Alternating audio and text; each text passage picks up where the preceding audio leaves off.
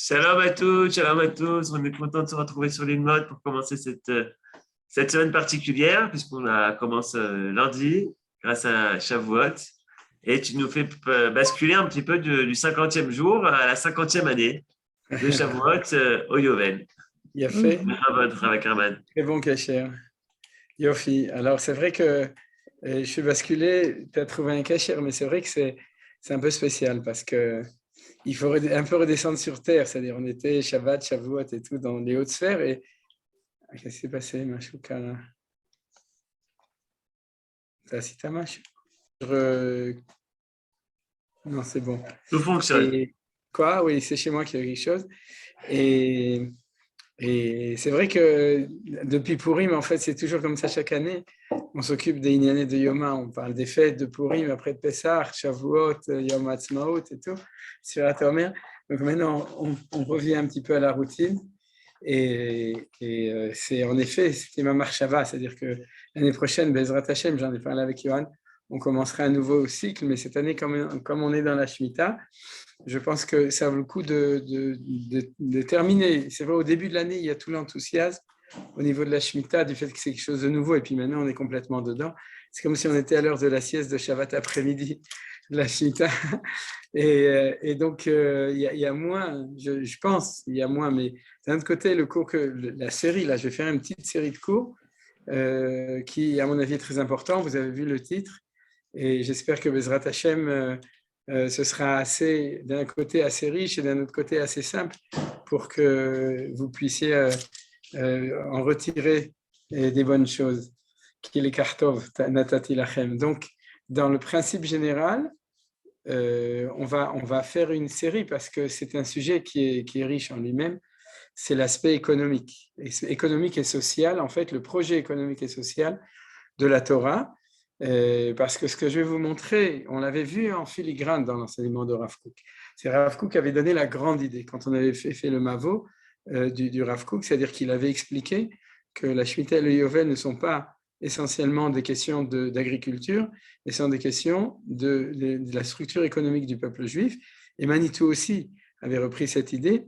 Mais ce qu'on va faire maintenant, qui est à mon sens un petit peu exceptionnel, c'est-à-dire pour ça il faut avoir le temps de cours, c'est-à-dire le temps d'étudier les choses comme il faut.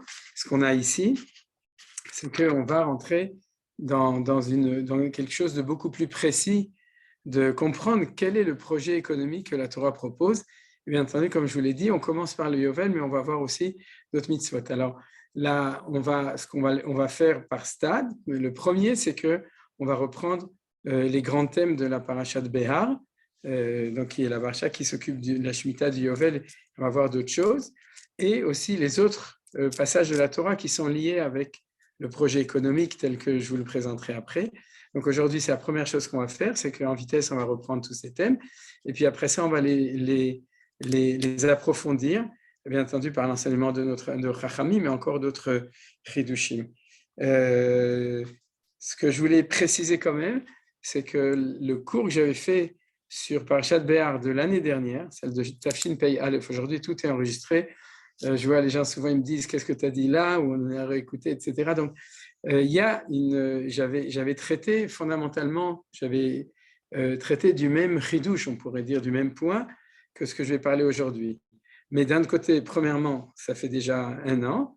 Deuxièmement, tout le monde n'y a pas assisté. Troisièmement, même ceux qui ont assisté, tout le monde ne s'en souvient pas, même moi. Donc, et puis, ça fait partie maintenant d'un développement. Donc, rien ne vous empêche d'écouter aussi le cours qui, en partie, je dirais à 40%, traitait du même sujet qu'aujourd'hui. Mais aujourd'hui, ce n'est pas un cours de Parashat Shavua, c'est un cours qui avait un certain projet de développement. On verra aujourd'hui une partie. Je pense que ça prendra au moins, ce sera un cycle au moins de 3 cours pour pouvoir développer, mais tout sera basé quand même sur cette idée centrale qu'on va développer aujourd'hui. Alors, maintenant que tout ça, ça a été dit, je peux ouvrir le texte et dire, comme d'habitude, les Ilou et Nishmat, Michel Joar Malka et Gérald Sananes, auquel le cours du lundi est consacré, et aussi les Nishmat Keren Batuela, dont la Askara est la semaine prochaine, et aussi les Refoua Shlema chez Evelyne Sarabis. S'il y a des gens qui veulent rajouter, vous rajoutez. Bessader, d'accord. Alors, ce que l'on va faire maintenant, c'est que, comme je vous ai dit, on va tout d'abord étudier la parasha de Béar en vitesse. Alors, ce qu'on va voir, c'est comme ça, la Shemitah. Alors, la Shemitah, on ne va pas la relire, parce qu'on en a parlé suffisamment, on la connaît. C'est, comme vous savez, le fait que tous les 7 ans, on doit donner le repos à la terre avec tous les détails. Ce que j'ai mis, c'est que j'ai mis des titres dans la paracha pour qu'on suive les différents thèmes. Après, on fera une synthèse, et c'est ça qui va nous permettre de pouvoir donner le développement, c'est-à-dire avoir une vision de toutes les mitzvot différentes. Donc la première, c'est ce qu'on fait maintenant, c'est un apprentissage. La première, c'est la Shemitah. La deuxième, c'est le Yovel. On ne va pas non plus vraiment la lire. Vous savez que tous les 50 ans, donc il y a le Yovel, et qu'à ce moment-là, les terres reviennent et les hommes reviennent chez eux. C'est-à-dire ça, on va le lire. וקידשתם את שנת ה-50 שנה וקראתם דרור בארץ לכל יושביה, יובל היא תהיה לכם ושבתם איש אל אחוזתו ואיש אל משפחתו תשובו. C'est-à-dire que איש אל אחוזתו, c'est ceux qui ont vendu leur terre, איש אל משפחתו, c'est ceux qui ont été vendus eux-mêmes comme esclaves, comme évêques d'Ivry, et donc à la 50e année, tout le monde revient. Voilà, c'est-à-dire, il y a aussi le côté agricole que j'ai sauté. Bishnat Yovel Azot Tashuvu Ish El Achuzato. Donc, c'est ce qu'on a vu, c'est-à-dire chacun revient chez lui. Après le Yovel, on a une nouvelle mitzvah qui s'appelle la Ona. Et si Dieu veut, le cours de la semaine prochaine, il sera consacré uniquement, c'est-à-dire dans la vision globale de ce qu'on étudie, il sera consacré à la question de la Ona. La Ona, c'est quoi? C'est la définition dans la Torah, c'est l'interdiction, en fait, en général, de faire comment on appelle ça, en tout cas, on cherchait un autre mot, mais c'est de raconter des bobards. Voilà. La ona, c'est non? Tricher? Non, c'est pas tricher, parce qu'il y a tellement de mots qu'il faut être précis. Hein, c'est pas tricher. Peut-être aujourd'hui, tu penses en hébreu moderne. Quelqu'un, il y a une ona, mais dans la halacha, la ona, c'est raconter des bobards. Je vais vous montrer pourquoi, mais dans le sens où, en fait, il y a deux dimensions. Il y a la onat dvarim, c'est-à-dire c'est quand tu tiens des paroles de ona, ça c'est raconter des bobards, et puis il y a la onat mamon, c'est-à-dire la ona au niveau juridique, mamon c'est au niveau juridique, et c'est l'interdiction pour le vendeur de vendre au-dessus du prix et pour l'acheteur de l'acheter en dessous du prix, c'est-à-dire c'est tricher dans ce sens-là, c'est-à-dire de raconter à l'autre, parce que la ona est symétrique, que ce soit l'acheteur ou le vendeur, de raconter à l'autre, ouais, ta voiture, elle ne vaut rien, alors que c'est une Rolls-Royce Shadows, Silver Shadows, modèle 1956. Il dit, ça ne vaut rien, ça va là. Truc, vends-la moi pour 1000 shekels. Ça, c'est de la ona de l'acheteur. Et puis, il y a la ona du vendeur qui lui fait croire que c'est une Silver Shadow, alors que c'est une Skoda modèle 1968. C'est-à-dire, donc, ça ne vaut rien du tout. Donc, il y a Onat Mamon. La Onat Mamon, c'est vendre à un prix différent en faisant croire à l'acheteur ou au vendeur que c'est la valeur exacte et réussir à le faire. Maintenant, quelles sont les conséquences légales de ça? On en parlera Bezrat Hashem la semaine prochaine un petit peu, parce que vous imaginez que c'est des sougiyot, c'est des sujets qui sont riches et complexes, mais donc aujourd'hui j'en parle pas, mais la définition exacte de Onat Mamon, c'est ce que je vous avais dit. Donc on va le lire, alors, étonnement, pourquoi est-ce qu'il apparaît ici? Donc, vous comprenez le pshat. Bien entendu, c'est que chaque fois qu'il y a une vente qui est faite, ou un achat, d'ailleurs ça prouve que la ona est des deux côtés, puisque le passouk a dit si tu vends ou si tu achètes. Donc, on comprend bien que la ona peut être du côté du vendeur ou du côté de l'acheteur. במספר שנים אחר יובל תקנים את עמיתך, במספר שתי טובות ימכר לך, לפי רוב השנים תרבה מקנתו, ולפי מאות השנים תמעיט מקנתו, כי מספר טובות הוא מוכר לך, ולא תונו איש את עמיתו, ויראת מאלוהיך, כי אני אדוני אלוהיכם. Donc, si vous demandiez pourquoi est-ce qu'on en parle ici, vous avez reçu la réponse avec le verset 15 et le verset 16. Regardez bien, parce que la Torah nous donne une injonction spéciale à propos du Yovel. À propos du Yovel, parce que lorsque tu vends une terre, tu vends la terre que jusqu'au Yovel. Et du coup, nous dit la Torah, fais attention, parce que comme tu le vends que jusqu'au Yovel et tu ne le vends pas l'itzmitut ad d'eternum, c'est-à-dire définitivement comme se font les ventes aujourd'hui, c'est-à-dire que quand on vend, maintenant on parle de vente immobilière, hein, c'est-à-dire qu'on va beaucoup utiliser ce mot, c'est-à-dire quand tu vends une maison ou un champ, aujourd'hui on le vend, c'est une vente immobilière, c'est une vente ad eternum, c'est-à-dire définitive, sinon ça ne s'appelle pas une vente, ça s'appelle une location, un prêt, etc. Ou mettre en comment s'appelle ça, chachira, je ne me souviens plus, il y a toutes sortes de... Un bail. Oui, un bail, par exemple, il y a toutes sortes de choses qui ne sont pas une vente. Mais une vente, c'est une vente. Et là, la Torah nous dit, fais attention, quand tu le vends que jusqu'au Yovel. Donc, d'abord, chaque année, ça change, mais tu ne vends que le nombre d'années. Ce que la Torah appelle Bemispar Shnetevot Imkorla, c'est-à-dire c'est le nombre de récoltes, vous comprenez? Puisque c'est que jusqu'au Yovel, donc la Torah nous dit fais attention à ne pas faire Ona. Alors le Pshat, a priori, c'est de ne pas le vendre selon une valeur définitive, mais que jusqu'au Yovel. C'est-à-dire, par exemple, imaginez-vous que vous le vendez à quelqu'un qui n'est pas au courant, c'est-à-dire, et tu le vends à la valeur Nadlan, donc du marché immobilier. Et puis en fait, ce n'est pas vrai, parce que dans 45 ans, dans 49 ans, ça va te revenir à toi. Alors, a priori, c'est ça le pshat de ce que nous dit la Torah, et ça nous permet de comprendre que la Torah a pris cette occasion pour donner une loi qui est une loi universelle des achats et des ventes, qui est celui de l'interdiction de le vendre à une valeur qui n'est pas exacte, c'est-à-dire de le vendre trop cher ou de l'acheter pas assez cher. Et là, vous comprenez le lien avec, et c'est pour ça que c'est ici.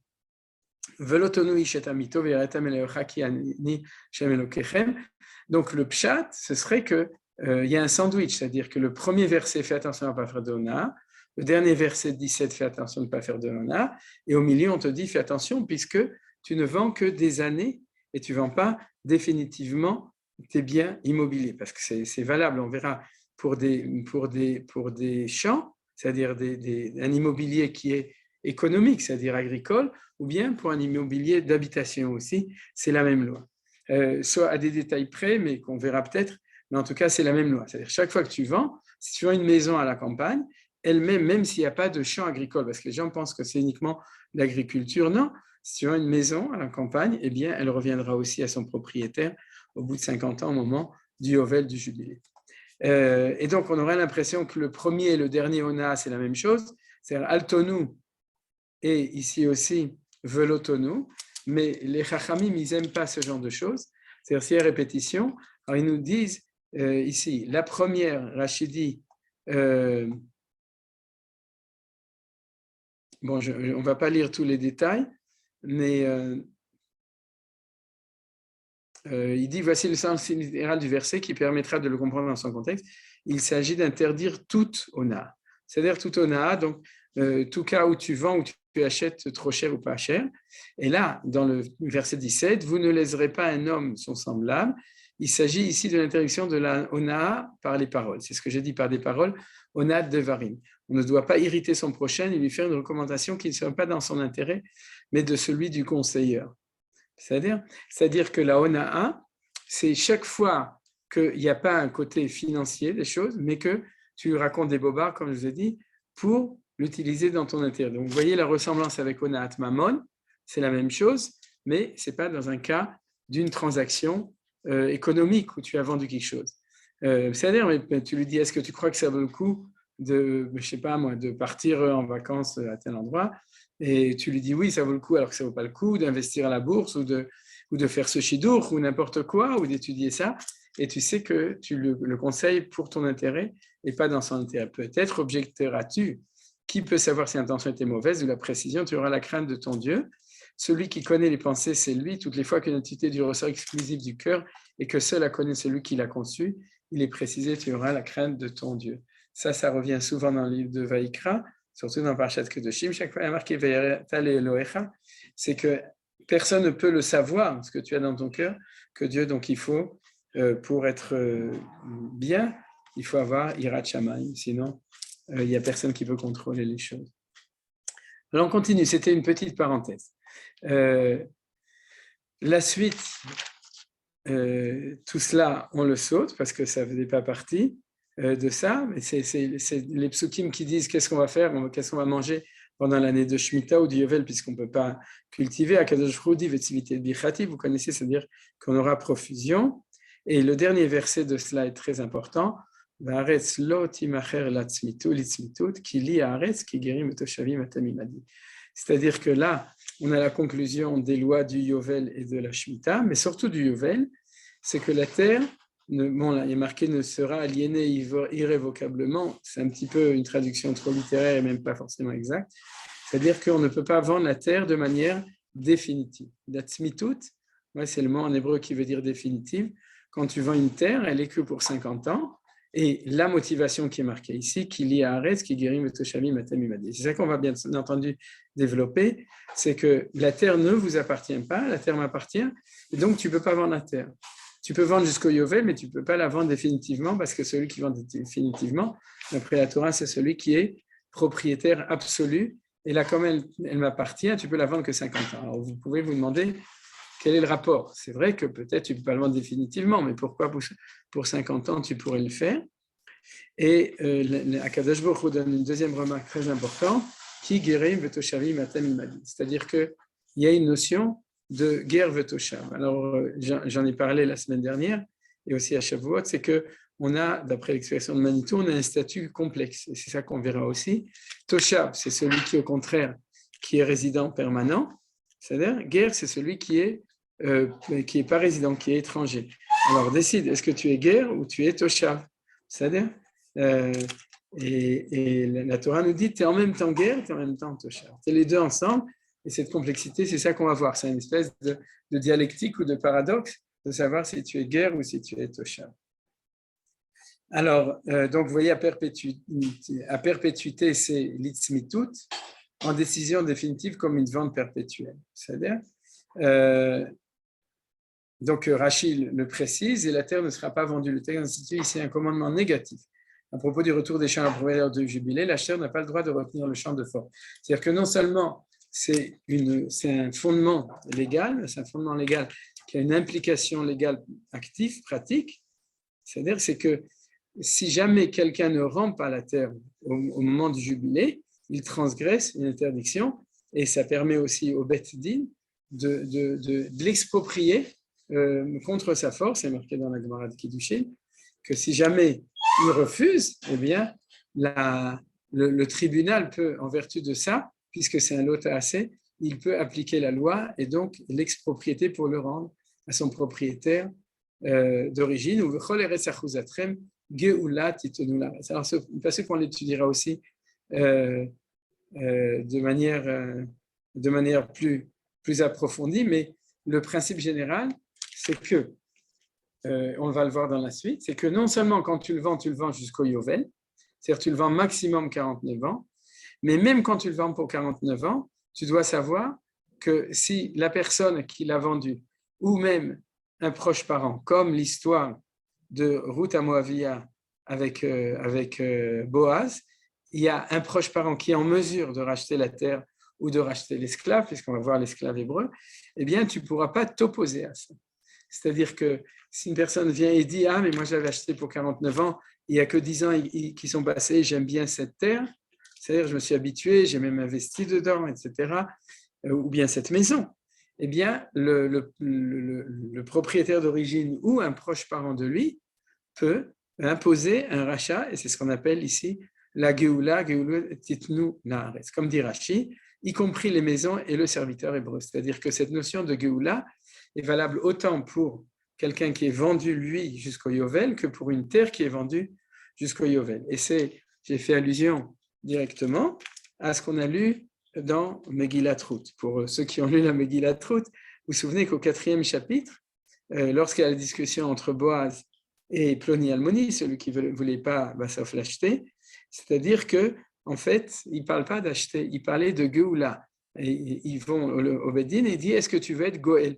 Parce que tu es le Goël le plus proche à mesure où tu es un plus proche parent que moi, qui Goël ata. C'est-à-dire que dit Boaz, bien que moi je suis Goël, et il dit à Noémie dans le 3e chapitre, à Ruth dans le 3e chapitre, il y a un Goël qui est plus proche que moi, donc selon les lois, au dodo, au ben dodo. Hein, c'est-à-dire que d'abord on va au dodo et ensuite au ben dodo.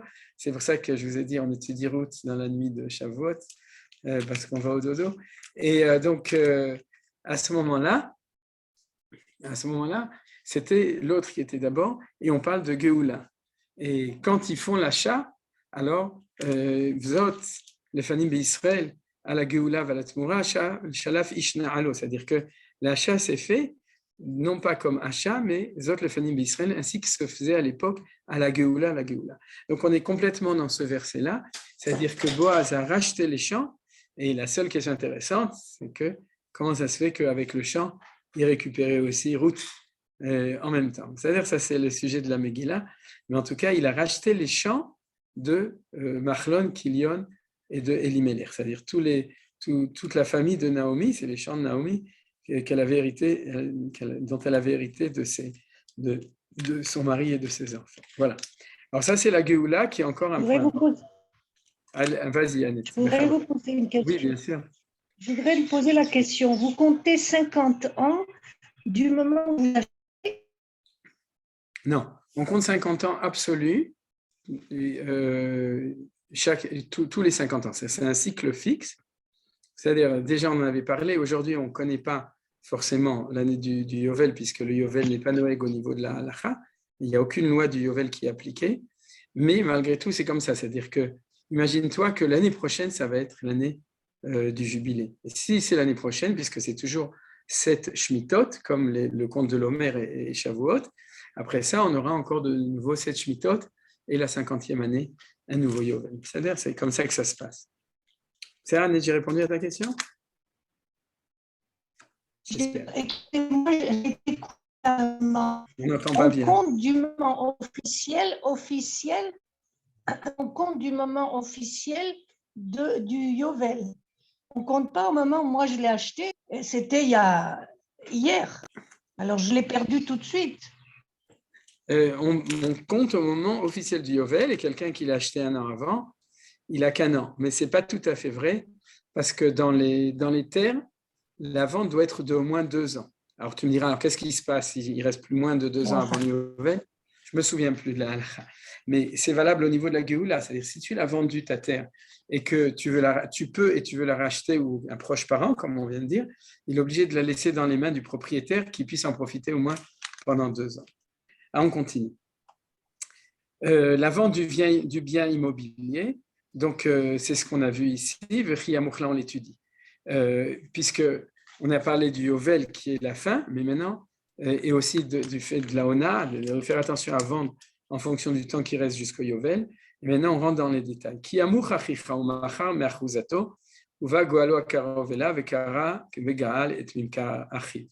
on a l'explication du principe de la Geoula. Vous voyez, c'est le fait qu'on peut interrompre même avant pour le récupérer plus tôt. C'est-à-dire à condition, bien sûr, de payer. Rachid dit 2 choses importantes. Cela nous apprend qu'on n'a pas le droit de vendre son champ si ce n'est pour cause d'indigence. Indigence, ce n'est pas indigène, c'est quand on n'a pas assez d'argent qu'on est pauvre. C'est-à-dire que la Torah n'aime pas que l'on vende sa terre. C'est-à-dire que ce n'est pas un truc qui est conseillé. Et il rachètera la vente de son frère et l'acquéreur ne peut l'en empêcher. Vous voyez, non seulement au bout de 50 ans, on ne peut pas garder, mais même avant, si quelqu'un peut le racheter, tu ne peux pas dire « Ah non, moi j'avais prévu, je ne veux pas, je ne suis pas d'accord, etc. » Non. C'est-à-dire qu'il y a 2 notions ici importantes de la force du vendeur de pouvoir récupérer gratuitement au bout de 50 ans ou de le racheter avant. C'est-à-dire, ou bien il a trouvé quelqu'un qui le rachète pour lui de ses proches parents, ou lui-même il a réussi à trouver un prêt, où il a gagné de l'argent, je ne sais pas, il a hérité, et à ce moment-là, il peut le racheter aussi. Mais on dit Vechishav Veshivet Odef, c'est-à-dire qu'il faut Vechishav et Shne Mimkaro, Subutra, c'est faire le compte en fait. C'est-à-dire quoi? Rachid, il dit qu'on ne peut pas acheter la moitié, c'est-à-dire s'il te reste de quoi acheter pour 10 ans, il reste 20 ans et tu as de quoi acheter 10 ans, tu dois attendre encore 10 ans, ou bien sinon tu dois chercher encore de l'argent.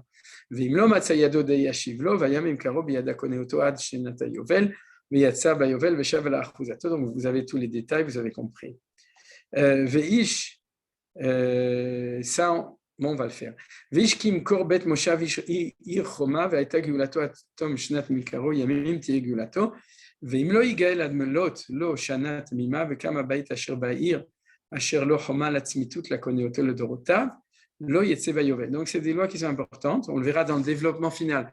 Aujourd'hui, j'espère que vous comprenez qu'on pose des jalons. Donc il faudra que vous intégriez, mais c'est pas difficile, c'est de la Torah et puis vous la connaissez en général. Mais il y a marqué que si on vend en ville, si on vend un bien immobilier en ville, alors on a une année pour le racheter. Vous voyez, c'est le verset 29. C'est-à-dire, si tu as vendu un bien en ville, pendant un an, tu peux le racheter. C'est-à-dire, si tu as regretté, tu as un an pour changer d'avis.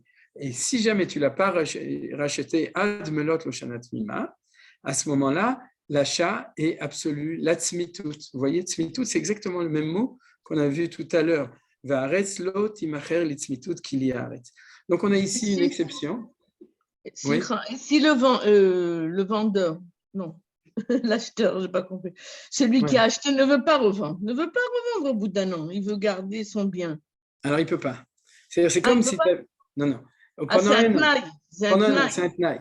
Derech Hagav, aujourd'hui, c'est pas mal.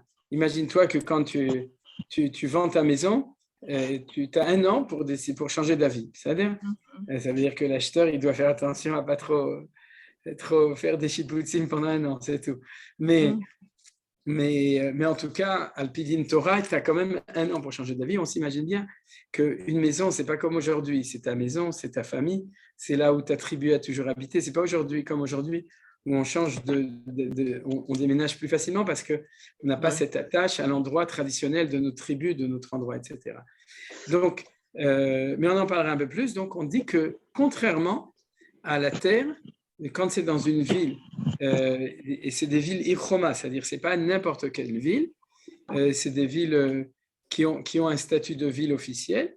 Donc, on ne va pas rentrer dans les détails parce que comment ça se passe aujourd'hui, j'en parlerai de manière plus tard. Mais en tout cas, là, il y a la notion de nadlan, c'est-à-dire d'immobilier tel qu'on la connaît aujourd'hui. C'est-à-dire que quand tu vends un bien immobilier définitivement, et donc la valeur du bien sera la valeur de son bien tel qu'on connaît aujourd'hui dans l'immobilier, c'est-à-dire tu vends définitivement. C'est-à-dire, ça c'est la chose, lo yetse bayov. C'est ce que je vous ai dit, que par contre, si ce n'est pas une maison citadine, mais une maison à la campagne, c'est-à-dire, c'est-à-dire dès que les maisons sont à la campagne, ils ont le même statut que les champs. C'est-à-dire que la division, c'est les biens immobiliers citadins et les biens immobiliers campagnards, c'est-à-dire à la campagne, en dehors de la ville, et c'est ça qui fait la différence. Bon, la ville des Lévi'im, on ne va pas le lire, mais vous comprenez très bien que dans la mesure où les Lévi'im n'ont rien d'autre que des villes, ils n'ont pas de champs, donc ils ont le statut dans leur ville du retour au Yovel, parce que c'est tout ce qu'ils ont. Donc, une ville de Lévi'im n'a pas la loi citadine, elle a la loi, au contraire, campagnarde, bien que c'est une ville. Voilà, ça c'est logique d'ailleurs, et la Torah devait le préciser. Maintenant, qu'est-ce qu'on a après, tout de suite après? On a le prêt-intérêt.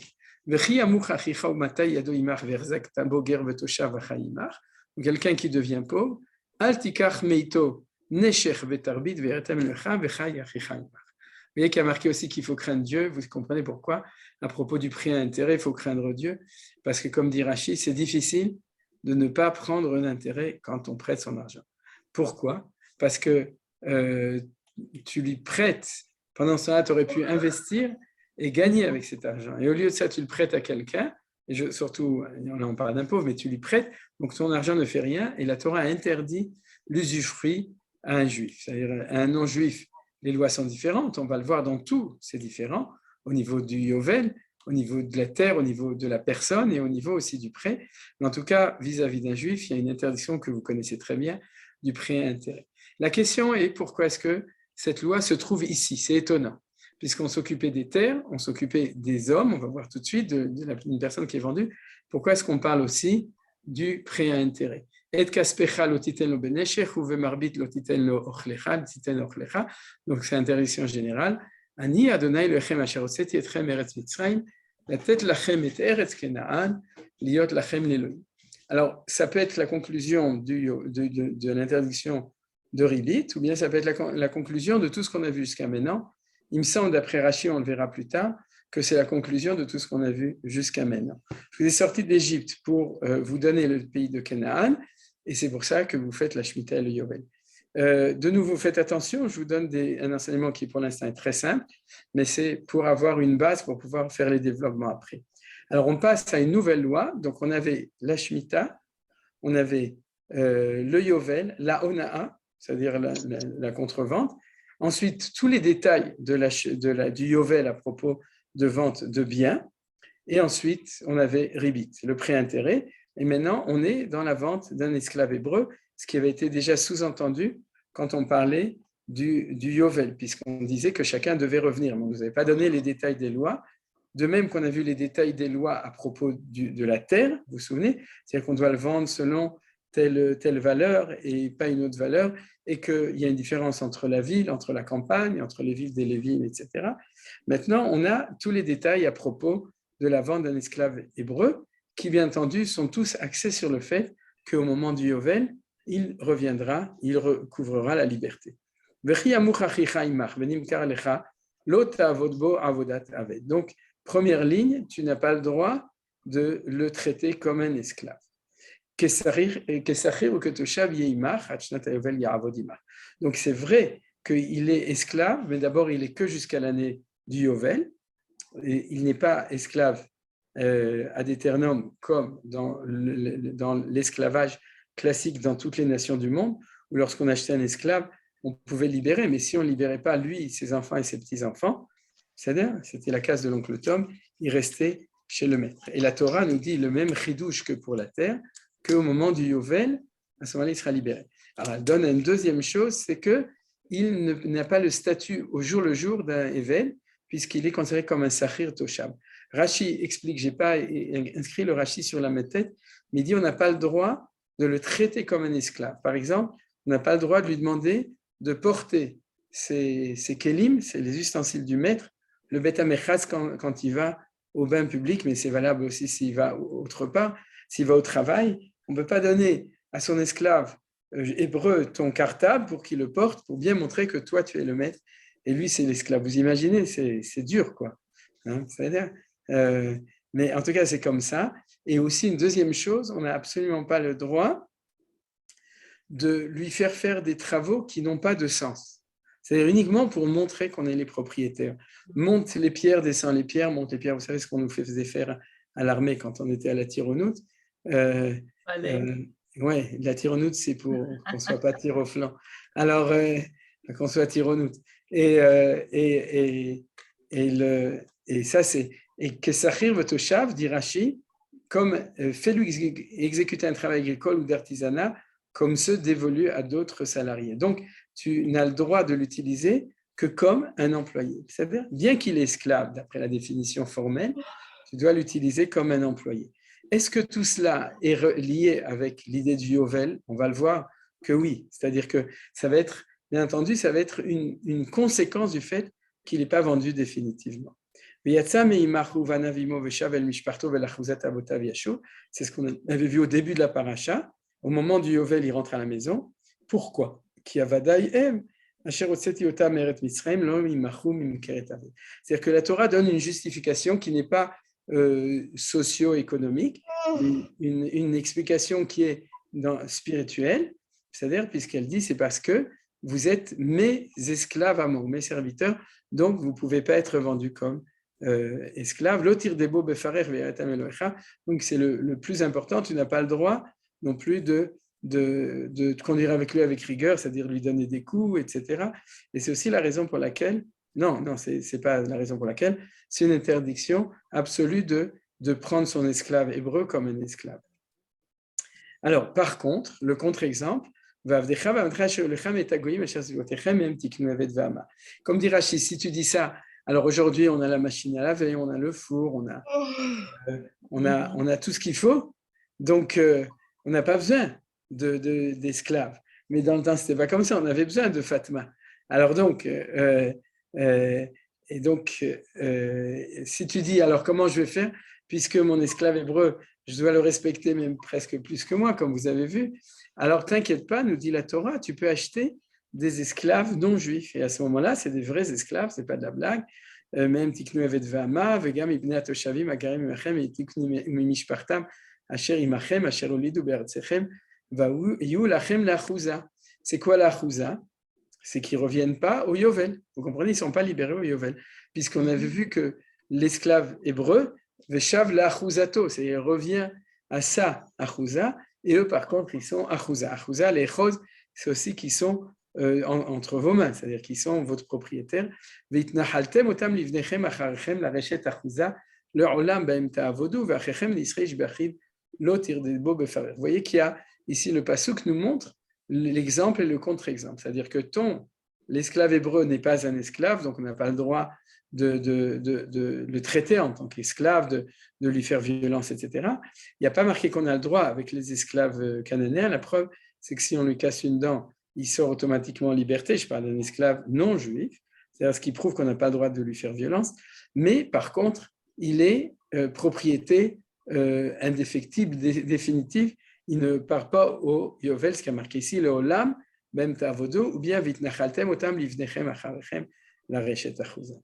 Alors là, on a encore un détail qui est important, puisqu'on étudie tout, c'est le cas de la vente d'un juif à un non-juif. Alors on a vu deux cas, juif à juif, Eved Ivri, c'est-à-dire non-juif à juif, Eved Kenani, et maintenant, juif à non-juif. C'est-à-dire que si jamais il y a en Israël un Chaver Knesset de Ram qui est assez riche pour acheter un esclave et il préfère acheter un esclave hébreu, c'est-à-dire, donc, quelle est la loi? Alors, on pourrait se dire, comment tu peux dire quelle est la loi? Ce n'est pas toi qui décides, puisque vraiment il achète. Non, parce qu'on parle en Israël. On parle d'un cas où la loi du pays est la loi hébraïque. C'est-à-dire que l'État ou le tribunal peut venir contrôler ce qui se passe lorsqu'un non-juif a acheté un esclave hébreu. Et dans ce cas-là, donc, on peut légiférer sur ce cas-là aussi. Alors, elle dit comme ça, donc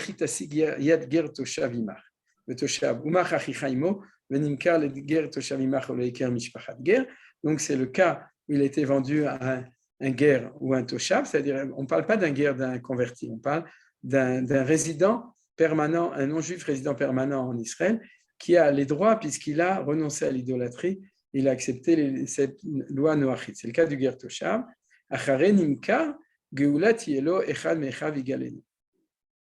C'est-à-dire qu'on peut le racheter. Rachid dit que non seulement on peut, mais il n'y a pas marqué si tu as un ben dod qui a de l'argent, c'est-à-dire qu'on a vu avant, mais ici c'est Geulat Yelo immédiatement et ne le laisse pas le temps de s'assimiler jusqu'à l'année de jubilé. Car de prime abord, il ne l'a acquis que pour qu'il le serve jusqu'au jubilé, étant donné qu'il sera franchi lors de sa venue. Comme écrit plus loin, il sortira l'année du jubilé. Le texte parle ici du païen qui t'est soumis, que tu ne dois pourtant pas traiter avec ruse, afin d'éviter un chilul Hashem. Bon, on ne va pas lire la suite, mais vous avez compris, c'est-à-dire que tu as une mitzvah spéciale de le racheter, parce que malheureusement, il a été vendu à un non-juif, donc pour éviter l'assimilation, il faut tout faire pour le racheter, si c'est possible, bien que lui pensait l'avoir acheté pour 50 ans. Ododo ben dodo igaleno, misher besaro mi mishparto igaleno, isigayado venigal, donc ou un proche parent lui-même, vechishav im koneu mishnat im karolo, achnatayovel vaya kesavim karo bemispar shanim ki me sachir ye imo. Donc Rashi nous explique, c'est pas parce que tu l'as vendu à un non-juif que tu as le droit de le rouler, c'est du chilul Hashem, il faut se conduire droit, il a acheté une certaine valeur, donc il faut le racheter de manière juste, s'il reste 10 ans, tu dois lui payer tout ce qui reste jusqu'à ce moment-là, bemispar shanim ki me sachir ye imo. Mais ça, ki me sachir, c'est très important, c'est que en fin de compte, tu dois considérer que quelqu'un qui est vendu jusqu'au Yovel, il n'est pas acheté, mais il est non pas un mercenaire. Sachir, c'est, comment on dit en bon français? Loué. Salarié. Voilà, employé, salarié, exactement. L'un ou l'autre. Et là, on a, en fin de compte, une indication extrêmement importante, parce que ça veut dire qu'à partir du moment où il y a le Yovel, il devient Sachir. Donc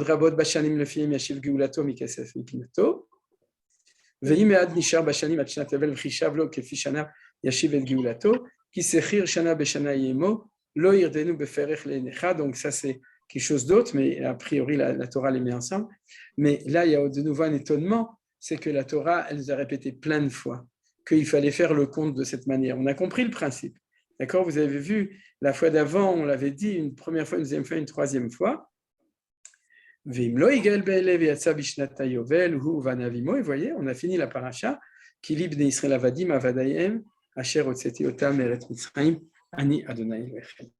Alors, pour avancer un petit peu, on va d'abord en vitesse voir qu'il y a encore deux autres mitzvot. On a vu tous les détails, là, vous voyez. On a d'ailleurs étudié toute la paracha en vitesse. Il reste deux psukim, on verra après. Il y a encore une mitzvah très importante parce qu'elle va être appliquée d'ici quelques mois, c'est-à-dire le premier Tishri qui est en train d'arriver, c'est bientôt, c'est la Shemitah de Ksafim. C'est-à-dire qu'on a appris la Shemitah, le Yovel, la Onaa, dans le Yovel, la vente des hommes et la vente des biens immobiliers, et on a appris aussi l'interdiction du prêt à intérêt. Tout ça, c'était le projet, comme je vous ai dit, c'est pour ça que j'ai dit Yovel, etc., c'est le projet économique. Alors, ce qu'il faut rajouter, c'est un passage qui n'est pas marqué dans notre paracha, bien qu'il le complète totalement, c'est l'annulation des dettes. C'est qu'à la fin de l'année, Mikdes Shivashanim Ta'aseh Shemitah. Et là, de nouveau, comme Annette a demandé, c'est un temps absolu, pas relatif au prêt, mais absolu. C'est-à-dire à la fin de notre année de Shemitah, c'est-à-dire le jour où ça va terminer le 29 Elul, au moment où Rosh Hashanah va rentrer, on fera Baruch Hu, et on rentrera dans l'année 5743, à l'instant même, toutes les dettes seront annulées. Vezet varashmita shamavod kol ba'al sheyado asher yashay bereu lo yigos et reu et achiv ki kara shmita l'Adonai et anochi tigos v'tei lecha et achicha tishmet yedcha. Donc cette shemitah, c'est que tu dois renoncer, un renoncement, là c'est un sens de shemitah, à récupérer tes dettes d'un juif. De nouveau, il y a une différence, il y a deux vitesses, il y a celle du non-juif et celle du juif. Efes kiloy bechavion kivarech yevarechecha Adonai bares asher Adonai lecha noten lecha nachal al rishta. C'est-à-dire si tu dis mais alors si je prête et qu'il me le rend pas jusqu'à la fin de la shemitah, il me le rendra plus jamais, alors je vais faire faillite. Et la Torah nous dit ne t'inquiète pas. Rak im shamua tishma bekol Adonai lecha lishmor laset kol mitzvah azot asher anochi metzavecha ki Adonai lecha berachecha kasher diber lach ve'avateta goyim rabim ve'ata lo ta'avot u'mashalta begoyim rabim uvecha lo yimisholu. Ensuite, on saute deux versets. Ishamer lecha pen yeh davar im levavcha beli'a lemor kar vashnata shevashnata shmita v'rainecha be'achicha evion v'lo titen lo v'kara lecha l'Adonai v'chachet. C'est-à-dire que l'autre, il veut t'emprunter maintenant. Tu lui dis, t'es pas un petit peu fada? C'est-à-dire, dans 3 mois, ça va être annulé. Tu veux que je te prête 100 000 shekels, tu vas pas me les rendre, donc je prête pas. Naton titenlo, et la Torah dit Naton titenlo, donne-lui, velo yiral vavecha bititenlo, ki biglal hadavar hazeh yivarechecha Adonai lecha, bechol maasecha ou bechol mishlach yadetcha. Ne t'inquiète pas, si tu lui prêtes, même si tu le rends pas, le bon Dieu te le rendra. C'est-à-dire, il y a une garantie ici, et tu récupéreras ce que tu auras prêté même en plus. Kilo yerda levion mikerev haaretz, alken anochi metzavecha lemor. Il y aura toujours des pauvres. Donc, tu seras toujours obligé. Tu ne peux pas dire moi, je ne donne pas aux pauvres parce qu'ils ne peuvent pas me rendre à la Shemitah. Non, je t'interdis de récupérer, bien que je ne suis pas sûr qu'ils vont te le rendre. Voilà. Et ça, c'est la mitzvah de Shemitah Ksafim. Mais pour terminer, on a dans la paracha de Mishpatim, Ki tikne vedivri, sheshanim ya'avod vashvi yetze lachofshi chinam. Juste ce verset. Pourquoi ce verset? Parce que ce verset, il nous dit que, je suis revenu en arrière, ce verset, qu'est-ce qu'il nous dit? Il nous dit que lorsque quelqu'un est vendu comme esclave, dans la parasha de Béar, la station de retour, c'était ou bien qu'il y a quelqu'un qui le rachète, la Géoula, ou bien sinon le jubilé. C'est-à-dire, eh bien, la Torah nous dit non. Il est aussi libéré au bout de 7 ans. Vous le savez. C'est-à-dire que quand tu vends quelqu'un, alors comment est-ce qu'il peut attendre jusqu'au jubilé? De deux choses l'une. ou bien si les 7 ans terminent avant le jubilé et il sort aux 7 ans, si le jubilé termine avant les 7 ans, il sort au moment du jubilé, Yovel, c'est-à-dire les 2 stations sont possibles. Et si au bout de 7 ans, il y a une clause spéciale qui est marquée dans Mishpatim, que cet esclave hébreu dit « j'aime bien mon maître, j'aime ma femme qui m'a donné tout, je veux rester », à ce moment-là, on prolonge le bail jusqu'au Yovel. On ne prolonge pas de 7 ans, on prolonge jusqu'au Yovel. C'est-à-dire, il y a 2 dates de libération automatique, les 7 ans et les 50 ans. Alors, pour résumer tout ça, on a en fin de compte dans le sal aklita de toutes les lois, donc le panier avec toutes les lois qu'on a étudiées aujourd'hui, qui vont être notre mix, qui vont nous permettre d'étudier. Je résume.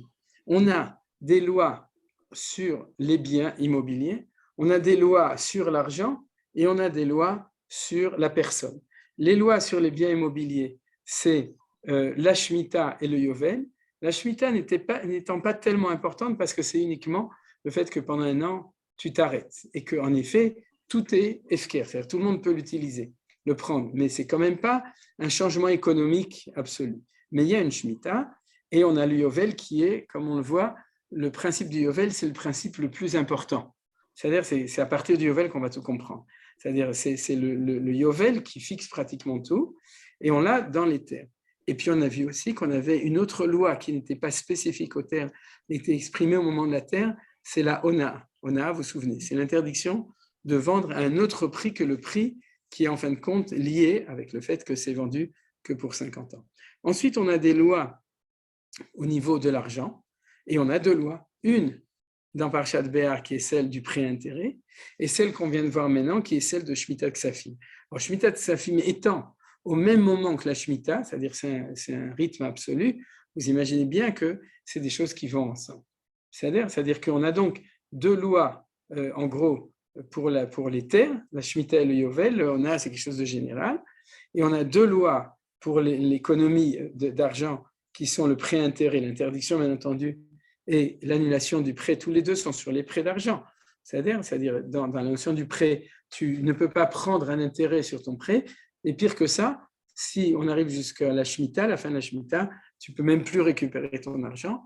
Et la 3e loi qu'on a, c'est la loi sur la personne, c'est le principe du Evet, qui a aussi 2 lois, celle du fait que tu te vends comme esclave pour 7 ans et que tu te vends pour esclave pour 50 ans. Je ne sais pas si vous avez remarqué, mais à part le fait que Ribit, ce n'est pas lié avec le Yovel, mais on a une loi de Yovel, une loi de Shemitah sur les terres, une loi de Yovel, une loi de Shemitah sur l'homme, puisqu'il y a un rythme de 7 ans et un rythme de 50 ans, et une loi de Shemitah pour l'argent. Il n'y a pas de loi de Yovel, à la place, il y a Ribit. Mais vous avez vu la structure générale de ce qu'on a étudié jusqu'à maintenant. Voilà, très bien. Et à partir de cela, on peut comprendre qu'on est devant, je crois que je peux fermer le truc si j'ai besoin, je l'ouvrirai de nouveau, comme ça nous permet de s'entrevoir. Ce qu'on peut voir maintenant avec ça, c'est qu'on est en présence, et le Yovel étant le point commun de tout. C'est-à-dire, bon, c'est vrai que dans le Shemitah Ksafim, c'est la Shemitah, mais la Shemitah, ça fait partie de ce cycle de Yovel, etc. Mais en gros, on a un principe fondamental qui est le Yovel, qui régit toute l'économie, puisqu'il régit l'économie des biens, et surtout immobilier, et on va voir aussi immobilier, on le verra surtout la semaine prochaine.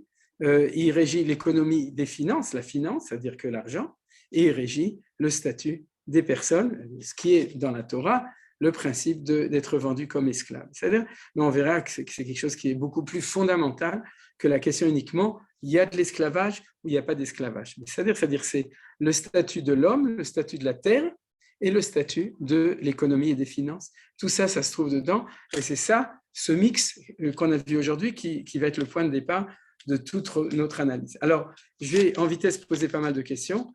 Je suis désolé pour les gens qui rentreront la semaine prochaine et qui n'étaient pas aujourd'hui, mais parce que en fait, c'est un cours un petit peu de base, fondamental, pour pouvoir aussi suivre la suite.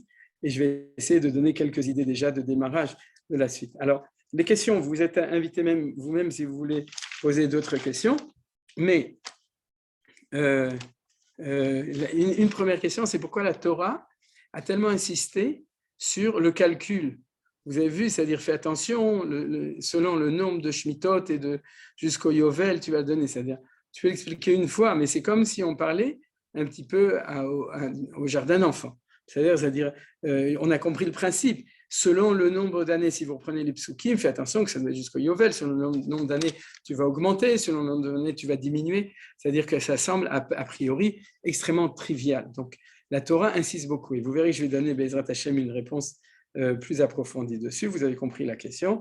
La deuxième question, qui est la question un petit peu la plus fondamentale qu'on va étudier et que je n'ai pas demandé au début, c'est que est-ce que le projet de la Torah est un projet utopique ou un projet réel? Est-ce qu'on peut imaginer qu'un jour, le peuple juif, même comme modèle pour le monde entier, proposera le nouveau modèle socio-économique qui sera accepté sûrement par les goïms aussi, bien que c'est une loi pour nous, mais qui les empêche, eux, dans leur société, de faire du copy-paste, au moins pour les parties qui pensent qu'ils sont pertinents.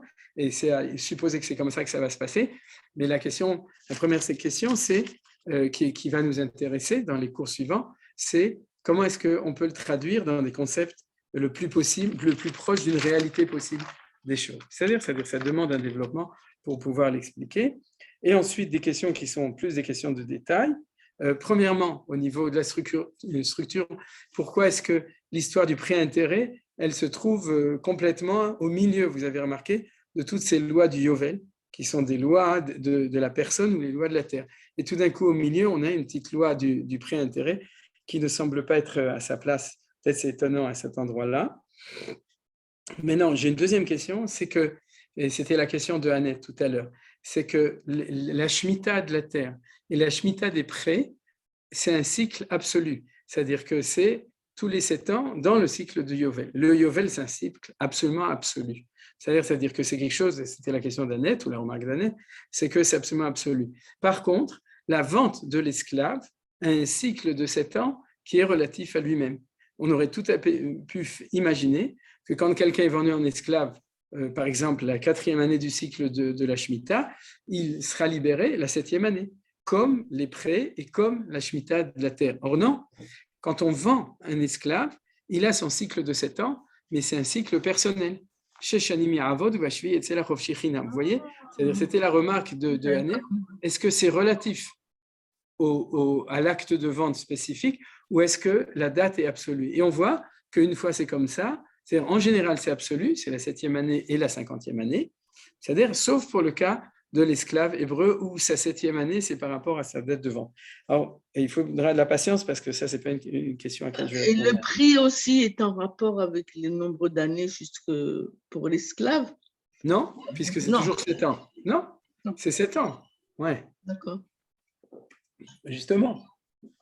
Sauf que, bien entendu, tu ne peux pas l'acheter à déternant, puisqu'il est. Mais ça, on le sait. C'est-à-dire.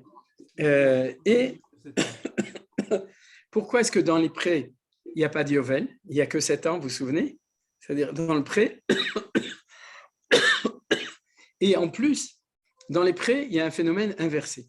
C'est que dans la Shemitah de Ksafim, de même que dans le pré-intérêt, ce qu'on appelle le ribit, c'est-à-dire, dans les deux cas, l'idée qui se trouve, c'est qu'on va laisser dans les mains du propriétaire, de l'emprunteur. Vous vous souvenez, c'est-à-dire, moi qui n'avais pas d'argent, je suis allé chez Rothschild et je lui ai demandé de me prêter 1000 shekels. Et la Shemitah, c'est que ça va rester chez moi. Alors que le Yovel, c'est que ça va revenir au propriétaire d'origine. Vous voyez qu'il y a une dissymétrie entre ces deux choses-là, a priori, qui posent question. On aurait dû s'imaginer le contraire. C'est que quoi qu'il arrive, quand tu prêtes de l'argent, tu vas le récupérer au moment du Yovel. C'est-à-dire, au moment du Yovel, la terre et la personne reviennent chez lui. Et dans l'argent, c'est exactement le contraire. Donc, vous voyez qu'il y a ici des différences, en tout cas au niveau structurel, qui sont à étudier. Alors, maintenant, je vais rentrer dans le développement des choses. Il ne me reste plus que 3 minutes. Et donc, malheureusement, j'avais prévu beaucoup de choses. Ce sera pour la semaine prochaine. La première chose, je vais vous donner deux points de réflexion fondamentaux. Le premier, c'est que on a toujours l'étonnement, c'est impossible de construire une société avec ces lois. comment tu peux faire tenir une société où il n'y a pas de prêt à intérêt? Comment tu peux faire tenir une société où au bout de 7 ans, les prêts vont être annulés? Comment tu peux faire vivre une société où bon, aujourd'hui, l'esclave, non, mais il récupérera ou ton champ, etc. Comment est-ce possible de faire ce genre de choses? Et ma première réponse, c'est que notre questionnement, il est tout à fait vrai, mais il est d'autant plus fort lorsque on fait ce qu'on appelle, on coupe au scalpel et on regarde chaque loi en elle-même. C'est-à-dire que tu étudies que le ribit, le prêt-intérêt, et tu dis, mais c'est impossible. Tu étudies que le Yovel à propos des esclaves, tu dis, c'est impossible. Tu étudies que ça, la Shemitah Ksafim, tu dis, c'est impossible.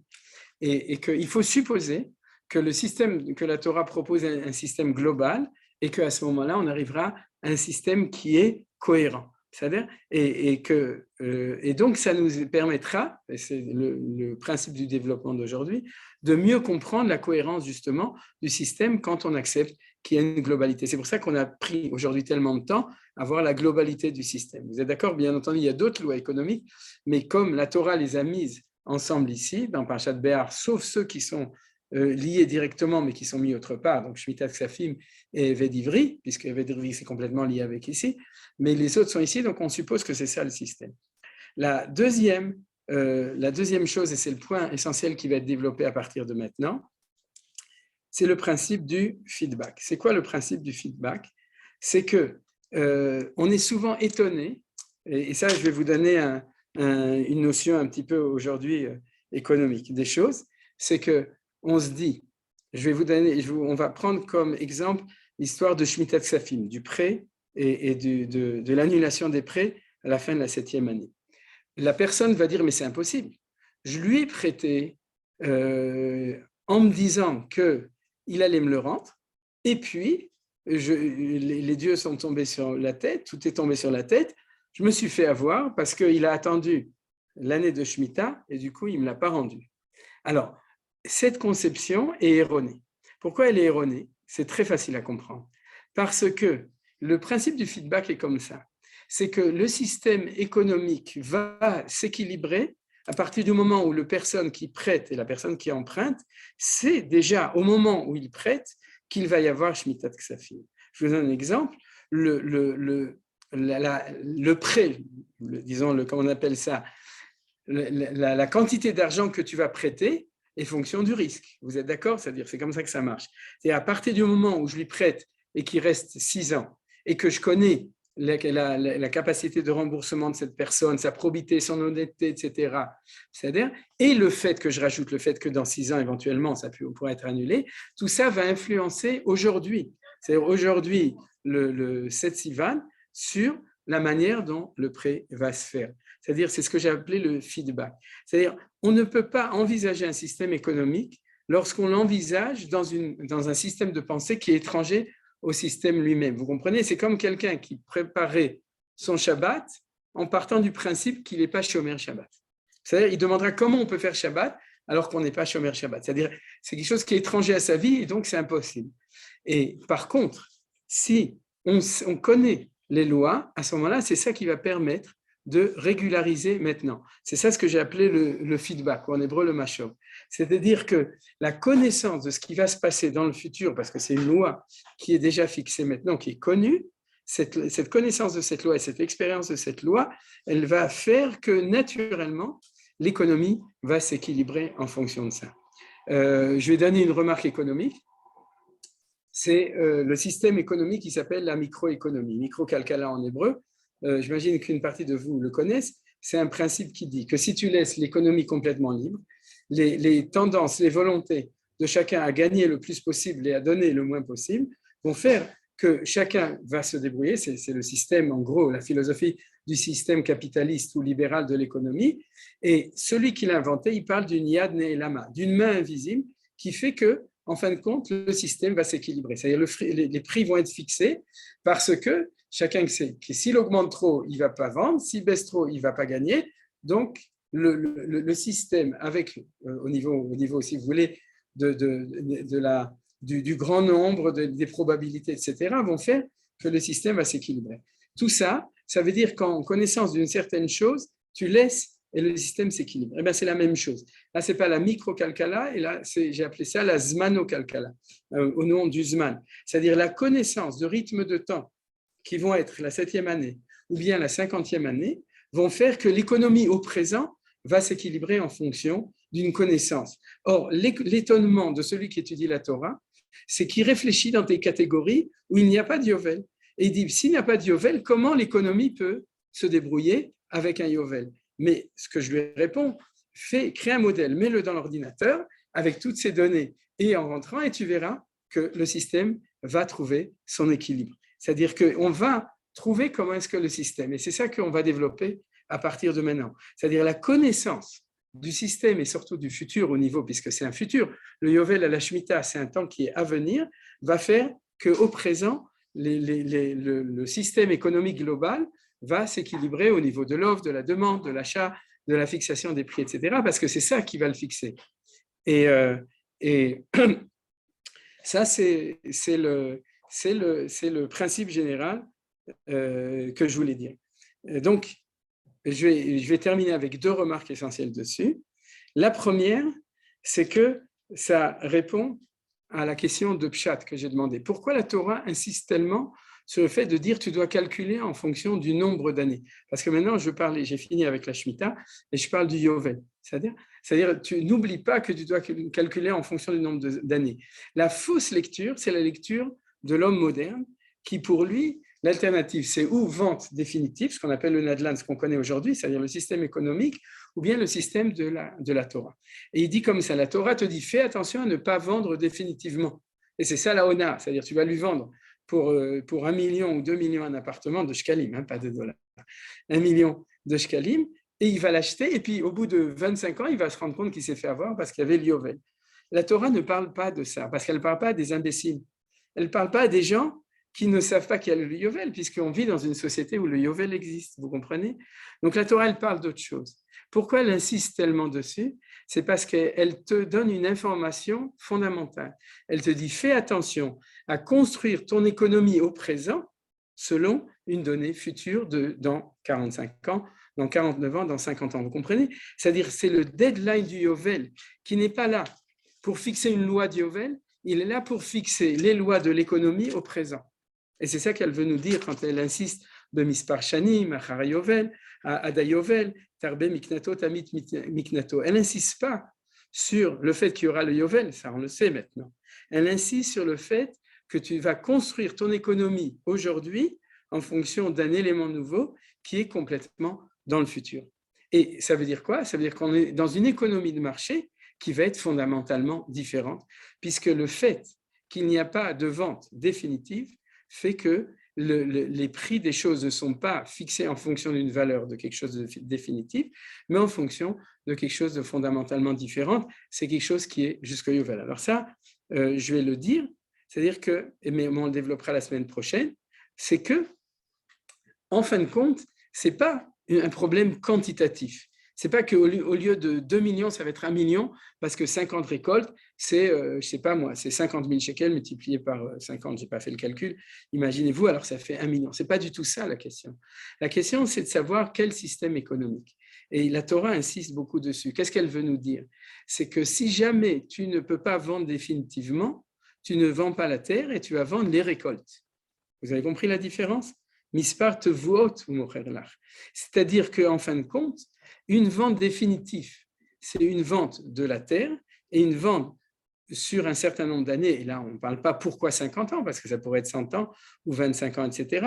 Mais le fait que c'est limité absolu à un certain temps, ensuite il y a le secret du Yovel qu'on a déjà étudié, et on en parlera peut-être un petit peu, on en parlait souvent, pourquoi c'est 50 ans, mais le fait d'arrêter à 50 ans crée une nouvelle économie. C'est quoi l'économie? C'est que je n'achète pas l'objet de la terre, j'achète les récoltes qui sont sur la terre. Or, les récoltes ne sont pas l'objet, ce sont le fruit de la terre. C'est-à-dire, au taux d'Ava, exactement la même chose à propos d'un esclave. Si jamais l'esclave est vendu définitivement, ça veut dire que tu as acheté la personne.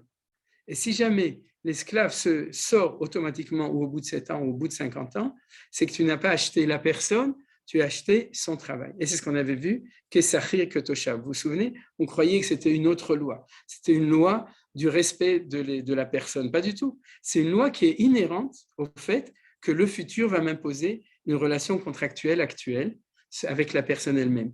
Son prix va être le prix de son travail et non pas le prix de sa personne. Et le prix de son travail, c'est qu'il est plus esclave, il devient Sachir que Toshav.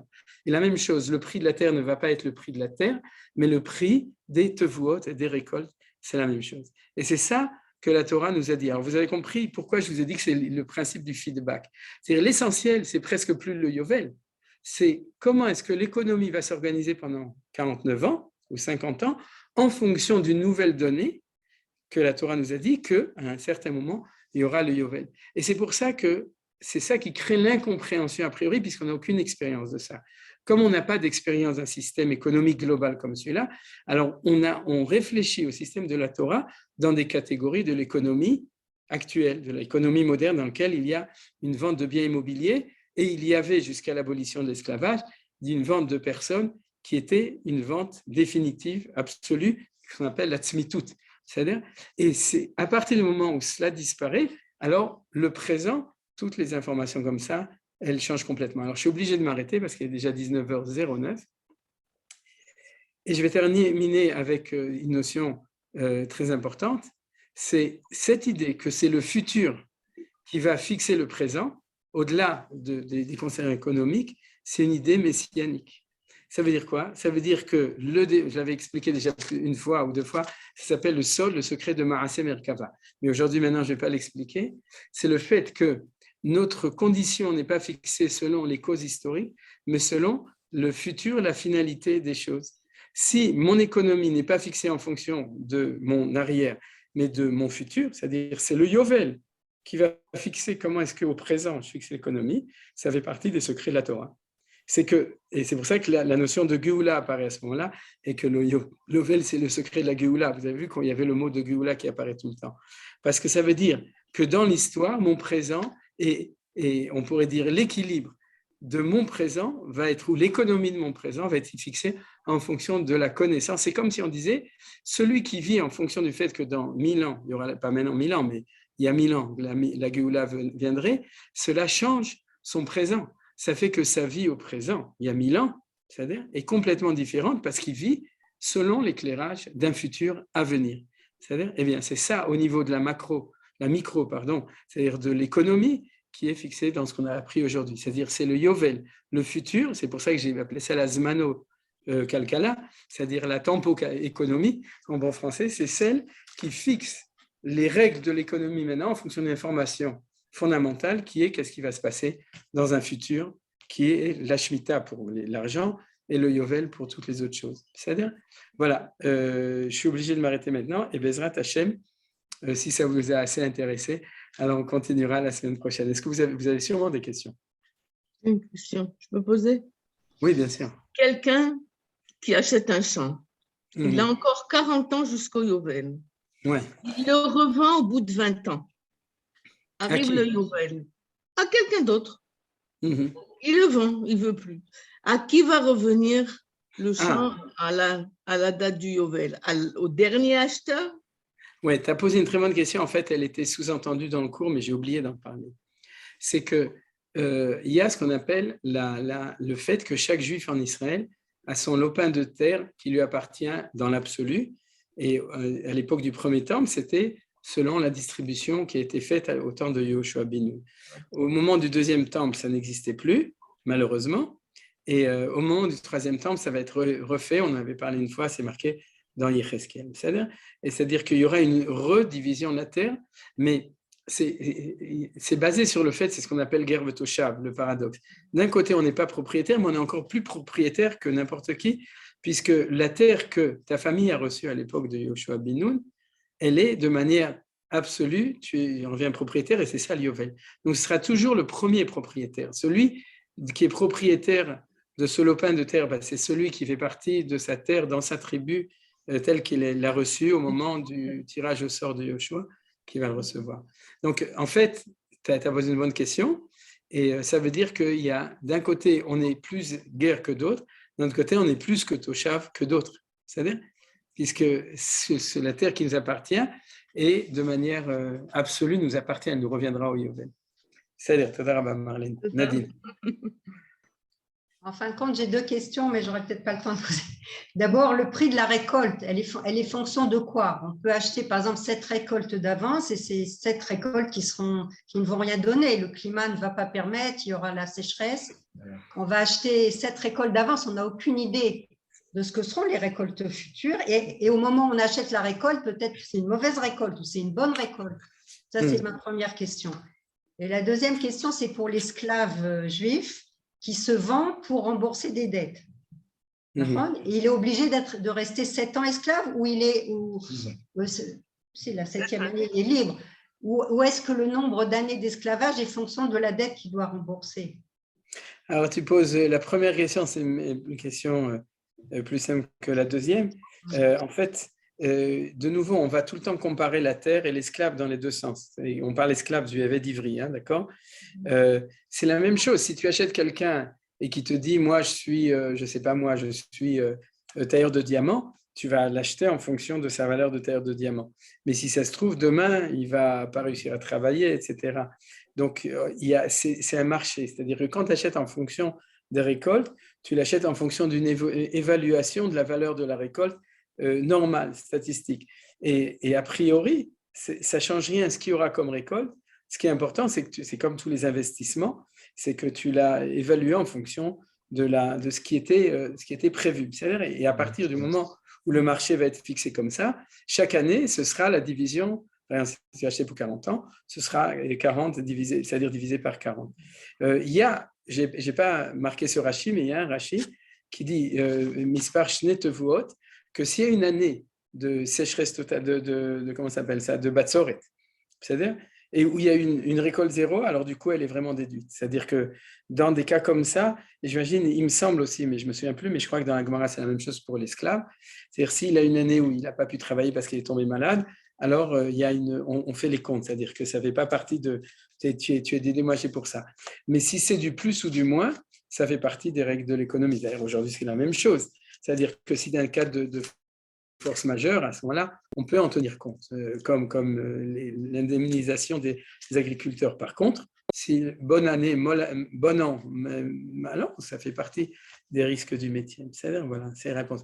Quant à ta deuxième question, je suis désolé, mais je ne me souviens plus de toutes les Gemarot par cœur là-dessus, mais disons que dans le principe général al-Pipchat, c'est toujours 7 ans. C'est-à-dire, ça pose des problèmes parce qu'il y a ça pose des problèmes de non-équivalence entre la valeur du remboursement qu'il doit, et c'est pour ça que le Beddin le vend, et la valeur à laquelle il sera vendu, puisqu'il est toujours vendu pour 7 ans. Et ça, c'est une sougia, mais je ne me souviens plus de la réponse. Ça, c'est pas très juste. Ça, c'est pas très juste. Parce que quelqu'un qui doit énormément d'argent au bout de 7 ans, il se libère, et celui qui doit très peu, il fait ses 7 ans. Oui, alors la Gemara, elle en parle, mais malheureusement, je ne me souviens plus de la réponse. C'est-à-dire, elle se confronte à tout marché. Quand il reste 2 ou 3 ans, il peut se libérer lui-même, il peut se racheter. Ah, de toute façon, il peut se racheter. Mais au moment de la vente, s'il est vendu parce que le Beddin doit, alors malgré tout, c'est pour 7 ans. C'est-à-dire, Toda Menachem. Je peux poser une question? Oui, bien sûr. Merci. À l'approche du Yovel, quelques années avant, est-ce que ça ne va pas freiner les transactions parce qu'il n'y a pas un risque que ça freine les différences à l'approche du Yovel? Si, c'est possible, oui. C'est-à-dire les gens, ils vont éviter de faire toute transaction. Économiquement, c'est pas tellement positif. Non, c'est vrai, mais et j'ai pas de réponse précise, mais c'est comme j'ai dit avant, c'est-à-dire que tu peux dire au contraire, c'est que 2 ans après, tu vas avoir un boom qui est connu. C'est pas comme aujourd'hui où on a des hauts et des bas qui sont souvent imprévus. C'est-à-dire il y a très peu de critères prévisibles au niveau de la croissance économique qui peuvent faire prévoir une montée et une descente. Et j'imagine que ça va s'équilibrer. C'est-à-dire, et sinon, si pas comme ça, autrement. Mais comme je disais, c'est-à-dire, sur cette question, je n'ai pas poussé mes réflexions personnelles, mais j'imagine que dans le système général, justement, les choses s'équilibrent, mais c'est vrai que les années qui sont juste avant le Yovel, il y a un ralentissement disons, des transactions économiques qui sont liées avec les lois du Yovel. Absolument. Merci. Quelqu'un encore? Oui, j'ai une question par rapport aux dettes, pas aux dettes, quand on prête de l'argent, si on le calcule par rapport au nombre d'années qui restent jusqu'au Yovel, jusqu'à la Shemitah. Donc on va calculer le remboursement mensuel ou annuel. Donc normalement, il devrait avoir tout payé avant le Yovel. Donc, est-ce que quand il reste une dette, c'est parce qu'il n'a pas payé, mais alors est-ce qu'il n'est pas redevable quand même? Est-ce qu'il n'y a pas la justice qui va s'en mêler parce qu'il faut qu'il fasse ses remboursements mensuels? Comment ça se passe? Non, ça se passe comme ça. D'abord, ce n'est pas le Yovel, c'est la Shemitah. La Shemitah, pardon. Oui, c'est un cycle plus court. Et d'après le Pshat de la Gemara, le Pshat de la Torah, on parle pas forcément un prêt avec remboursement mensuel, mais c'est un prêt global. C'est-à-dire, je te prête 10 000 shekels ou 100 000 shekels, et puis tu me les rendras dans 1 an, dans 2 ans. Globalement, oui. Et on parle du cas où la personne vient au moment, elle dit, je ne peux pas rembourser. Et il lui dit, bon, c'est pas grave, alors tu attends encore 1 an, et puis arrive la Shemitah, et à ce moment-là, il ne l'a pas remboursé, et à ce moment-là, tu as perdu le prêt. C'est le cas classique dans la Torah parle. D'accord, ce n'est pas des remboursements mensuels, donc tu ne peux pas calculer par rapport non, mais à la durée. Bien entendu, si on veut un remboursement mensuel et qu'on sait que la Shemitah de Safim existe, alors ce sera tenu en compte, comme j'ai dit, par la personne qui prête, donc qui emprunte. Mais le cas qui arrivera, c'est les problèmes de cessation de paiement. C'est-à-dire qu'au bout de 3 ans, il dit « je ne peux plus te rembourser », etc. Et en effet, et puis comme c'est un pauvre, tu ne vas quand même pas lui prendre son lit et son ramor. C'est-à-dire, comme la Torah dit, c'est-à-dire le kenoché, ça fait partie des lois sociales, l'interdiction de prendre les choses, etc., à gage pour l'obliger à payer, ou bien le faire dans la douceur, et pas comme ça se fait aujourd'hui. Mais bien entendu, c'est-à-dire ce cas de figure, il peut aussi exister, mais à ce moment-là, ce sera fait. Juste comme tous les cas dont on parle. Maintenant, bien entendu, il ne faut pas oublier que de notre temps, pour les gens qui s'inquiètent, s'ils ont prêté à des gens, on fait le prosbol, c'est-à-dire qu'on fait quelque chose pour contourner. Mais ça aussi, on en parlera. Pourquoi est-ce qu'à un certain moment de l'histoire, petit à petit, ces lois qui semblent justement irréalisables dans un système d'économie ont été contournées, puisque le ribit, on a fait Eteriska, et la Shemitah Ksafim, on a fait le prosbol, etc. Le Yovel, on ne le fait pas. Shemitah, maintenant, on fait Eter-Mechira. Donc, ça prouve qu'a priori, c'est un système inapplicable. C'est ce que disent les gens, c'est-à-dire à cause de ça. Et ce que je voudrais, c'est donner une contre-proposition que c'est réalisable à condition que ce soit réalisé dans une société qui prend sur lui tout le système. Et la raison pour laquelle c'est irréalisable aujourd'hui, c'est parce que en fait, on est dans un autre système. On est un porte-à-faux au niveau du système, donc ça devient irréalisable. Et ce n'est pas le signe que la Torah est en porte-à-faux, c'est le signe qu'on est, en fin de compte, dans une autre société. On est en exil, entre guillemets, du système de la Torah. Donc, c'est pour ça que ce n'est pas réalisable. Ouais. Je voulais rapporter aussi juste une chose. Je ne sais pas si vous avez connu Stoléru en France. À un moment donné, il était ministre je crois, de l'agriculture, et il y avait certaines lois qu'il avait édictées et qui étaient tirées tout à fait de la Torah. C'est quelqu'un qui a étudié la Gemara, etc. Et donc, ça nous avait assez surpris à l'époque. Voilà. Ouais. Donc, il y a des choses qui peuvent se faire, quoi. Ouais. Même chez les Umot Haolam. Et ça, j'en parlerai. C'est-à-dire du fait que certaines idées qui sont là, peut-être qu'elles vont nous revenir même d'un progrès humain général. Oui, Annette? La conclusion de votre leçon qui était passionnante, merci beaucoup. Merci, Annette. C'est qu'en fait, il faut que les deux parties soient au courant de toutes ces lois. Parce qu'ici, on a l'impression qu'il n'y a que les avocats qui savent, les juges, en tout cas, on ne comprend rien du tout ce qu'ils disent. Et là, on fait des échanges, et nous, le simple juif, on n'est pas dans le coup du tout. Et c'est ça l'idéal que vous avez dit, que pour l'instant, c'est impossible à appliquer. Parce qu'on est des gens absolument ignorants et un système c'est ce que j'ai sorti de votre cours, parce qu'on est un peu... C'est Gamnachon. C'est Gamnachon. C'est quelque chose qui demande une connaissance, une participation collective de tout le monde. Tout à fait d'accord. בסדר, תודה רבה, Annette. Quelqu'un d'autre veut encore dire quelque chose? Sinon, tu as prévu une musique, Johan, selon la pure tradition? Merci beaucoup. Merci beaucoup. תודה רבה, בסדר. תודה רבה, merci beaucoup. Alors, on s'arrête là.